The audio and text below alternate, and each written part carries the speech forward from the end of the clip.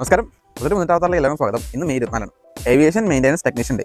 അതായത് നമ്മുടെ ഈ വിമാനങ്ങളൊക്കെ പോകുന്നതൊക്കെ കൺട്രോൾ ചെയ്യുന്ന ആൾക്കാരുടെ ടെക്നീഷ്യൻ അവരുള്ളതുകൊണ്ടാണ് മെൻ ആൻഡ് വുമൺ അവരെല്ലാം ചേർന്നിട്ടാണ് നമ്മുടെ ഏവിയേഷൻ പോസിബിൾ ആവും. ഇന്ന് ഇന്റർനാഷണൽ ടിയാറ ഡേ ആണ്.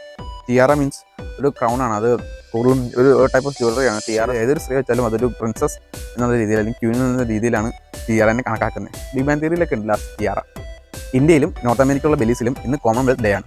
ബാക്കിയുള്ള രാജ്യങ്ങളിൽ മാർച്ചിന് ഒബ്സർവ് ചെയ്ത. പക്ഷേ ഇന്ത്യയിൽ നമ്മൾ ബ്രദേഴ്സ് ആൻഡ് സിബ്ലിംഗ്സ് ഡേ കണ്ടു, ബ്രദർ ആൻഡ് സിസ്റ്റർ ഡേ കണ്ടു. ഇന്നിപ്പോൾ ബ്രദേഴ്സ് ഡേ ആണ്. നമ്മുടെ സിനിമയല്ല, ഇത് ബ്രദേഴ്സ് ഡേ.